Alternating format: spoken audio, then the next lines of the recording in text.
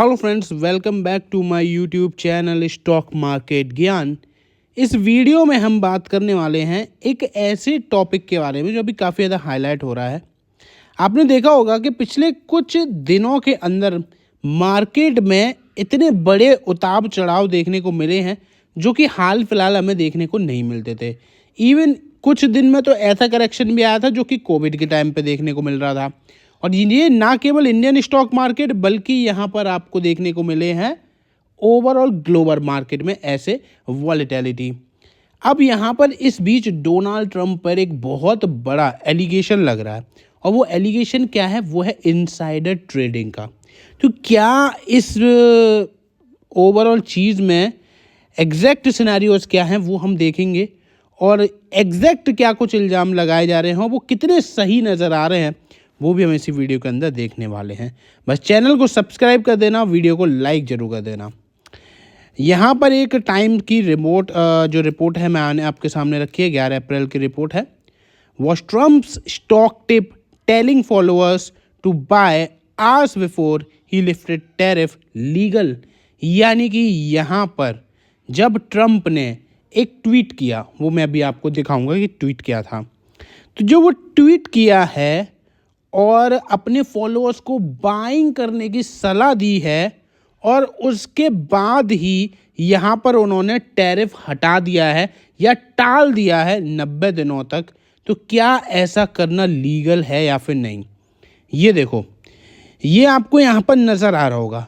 This is a great time to buy DJT यानी कि Donald J Trump. इन्होंने अपने सोशल मीडिया प्लेटफॉर्म पर ये चीज़ मेंशन करी और ये लगभग सुबह के 9:30 बजे के आसपास इन्होंने मेंशन पर बोला कि ये बिल्कुल सही टाइम है बाइंग करने का। और उसके बाद ही टैरिफ हटा दी और उसके बाद आपने मार्केट देखा होगा किस अकॉर्डिंग भागा है। मैं आपको यहाँ पर दिखाता हूँ, ये देखो आपके सामने। हाँ, ये है डाउ जोन्स का चार्ट जिसमें आप देख पा रहे होगा अचानक से एक शार्प अपसाइड देखने को मिला है। इतनी तेज़ी आपको हाल फिलहाल देखने को नहीं मिलती। डाउ जोन्स में आप यहाँ पर देख पा रहे हो कि लगभग 5.5% का अपसाइड आ गया।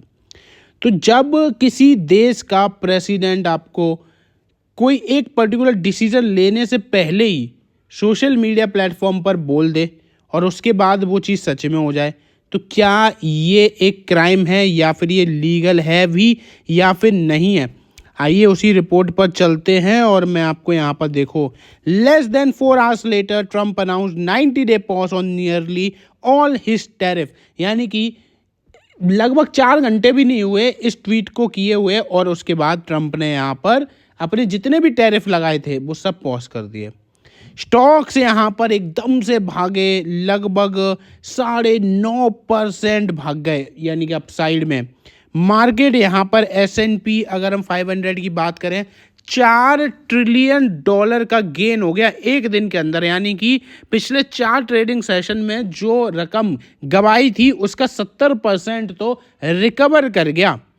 तो ये चीज़ यहाँ पर हुई तो और ये चीज़ पकड़ में आई और इसके बाद बहुत सारे लोगों ने बोलना स्टार्ट किया कि ये तो बिल्कुल भी लीगल नहीं है। क्योंकि यहाँ पर अगर देखा जाए तो अगर किसी देश का प्रेसिडेंट या कोई लीगल अथॉरिटी ऐसी चीज़ें करती है तो ये बिल्कुल भी लीगल चीज़ तो नहीं मानी जाएगी। यहाँ आप देख पा रहे होगे insider trading, Donald Trump firms earned $415 million in a single day. यानी कि एक दिन के अंदर $415 मिलियन की कमाई हुई है। सिंगल डे के ये अर्निंग है और ये क्यों हुई है वो आपको मैंने रीज़न बताया। While white house employees made billions. अगर यहाँ पर ऐसा इंडिया में किया गया होता, जो कि आपको एक बार सिनेरियोज देखने को मिले भी हैं, वो कब थे, एग्जिट पोल के टाइम पर। जब एग्जिट पोल के टाइम पर ऐसी बातें करी गई थी जब इवन मोदी की तरफ से या फिर अमित शाह की तरफ से बोला गया था कि ये बिल्कुल सही टाइम है शेयर मार्केट में पैसा लगाने का। उसके बाद एग्जिट पोल आए और एग्जिट पोल में आपको बीजेपी 400 पार होते हुए नज़र आ रही थी, लेकिन जब एग्जैक्ट रिजल्ट्स आए तब आपने सिनेरियो देखा कि इवन किसी भी पर्टिकुलर पार्टी की मेजॉरिटी तक नहीं आई थी। तो वो चीज़ एक दिक्कत वाली थी जिसका आपने सिनेरियो देख लिया, लेकिन यहाँ पर जो ट्रंप ने बोला लगभग वैसा हो ही गया। तो ये एक चीज़ें यहाँ पर बनती हुई नज़र आ रही हैं और ट्रंप अब बहुत सारी चीज़ों को बहुत ज़्यादा इजीली लेते हुए नज़र आ रहे हैं। हो सकता है आने वाले टाइम में कुछ बड़े डिसीजंस इनके खिलाफ भी ले लिए जाएं।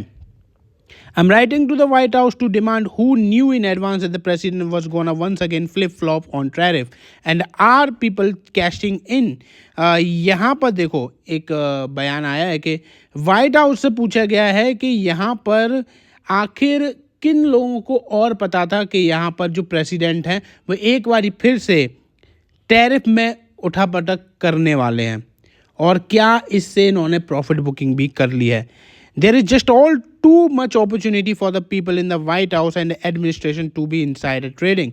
यानी कि यहाँ पर ये भी बोला गया है कि बहुत सारी अपॉर्चुनिटीज़ होती हैं जो वाइट हाउस में बैठे हुए लोग होते हैं उनमें, क्योंकि यहाँ पर इनसाइडर ट्रेडिंग के बहुत सारे मौके मिलते हैं। लेकिन जब ये बिल्कुल साफ साफ ही बोल दिया जाए कि आप बाइंग कर लो, कुछ चीज़ें ऐसी होने वाली हैं और यहाँ पर दबा के माल उठाया गया और उसके बाद टैरिफ में चेंजेस कर दिए गए और उसके बाद तो आपने देखा कि क्या ही हुआ है। तो ये है पूरी कहानी अब तक की। आपकी क्या राय है इस पर, आप कमेंट बॉक्स में ज़रूर बताइए।